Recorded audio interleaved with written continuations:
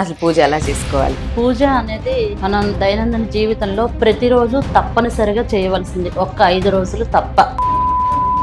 గంట కొడతాము, ఆ గంట కొట్టిన సమయంలో ఇంట్లో ఉన్న దరిద్రం బయటకు పోతుందన్నమాట. అసలు ఏం తినకుండా పూజ చేయాలా? ఉపవాసం శరీరానిక, భక్తిక, అసలు దేనికి నిదర్శనం? ఉపవాసము అంటే అర్థం ఏంటంటే అంటే వాసము అంటే చేయండి, అంటే భగవంతునికి సమీపంగా ఉండే విధంగా సమీపంగా ఉండండి అని అర్థం. ఇప్పుడు చాలా మందిని చూస్తూ ఉంటాం, తిరుమల కొండ మీద దర్శనం చేసుకునే వరకు చాలా మంది ఏం తినరు. అది మూర్ఖత్వం అంటారా, ఏమంటారు? అది వాళ్ళలో ఉన్న భక్తి. అలా అని చెప్పి ఏమీ తినకుండా అన్ని గంటల సేపు అంటే మనం భగవంతుని దర్శనం చేసుకుని వచ్చేస్తాము, ఆ తర్వాత తింటాం కాబట్టి ఇబ్బంది లేదు. కానీ ఇలా ఉండి అక్కడికి వెళ్ళి కళ్ళు తిరిగి పడిపోతున్నారు. అసలు ఇంట్లో చిన్న విగ్రహాలు కానీ శివలింగాలు కానీ పెట్టుకోవచ్చా? అది టెంపుల్లోనే ఉండాలా?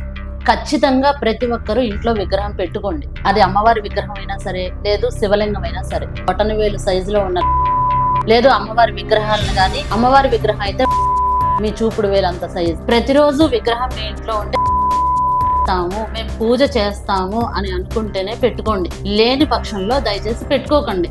చక్కగా ఫోటో పెట్టుకోండి. ఎందులో లేడు భగవంతుడు, పరమార్థాన్ని నువ్వు ఎక్కడ చూడగలిగినా అక్కడే ఉంటాడు. నదీ స్నానాలు చేస్తూ ఉంటారు రెగ్యులర్గా. అసలు నదీ స్నానం ఎందుకు చేయాలి? నీటికి సహజంగానే ఆకర్షణ శక్తి ఉంటుంది. నువ్వు పాజిటివ్గా మాట్లాడితే పాజిటివ్గా రియాక్ట్ అవుతుంది, నెగిటివ్గా మాట్లాడితే నెగిటివ్గా రియాక్ట్ అవుతుంది. నీటిని చేసేస్తాం మనం. హ్యూమన్ వేస్టేజ్ ఉంటుంది, ఫ్యాక్టరీల నుంచి వచ్చేటటువంటి వ్యర్థాలు ఉంటున్నాయి, వాటర్లో బ్యాక్టీరియా ఉంటుంది, ప్లాస్టిక్ ఉంటుంది. నీటిని ఏ విధంగా మనం కలుషితం చేయట్లేదు. ఎలా మనం పుణ్యస్నానం, పుణ్యనది అని కాశీలో శవాలు కాల్చిన శవాలు సగం కాలితే కూడా పడేస్తూ ఉంటారు, చాలా వేస్టేజ్ ఉంటుంది అంటారు. మరి అలాంటి కాశీలో ప్రతి ఒక్కరూ స్నానం చేసి దర్శనం చేసుకుంటారు. మరి దానికి ఏం సమాధానం చెప్తారు?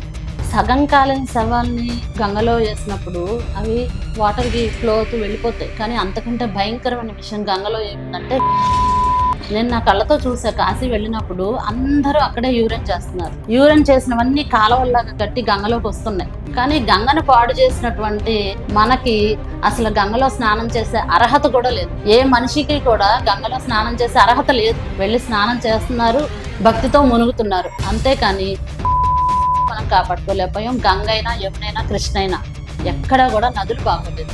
నదుల్ని నాశనం చేసేసాం ఆల్రెడీ.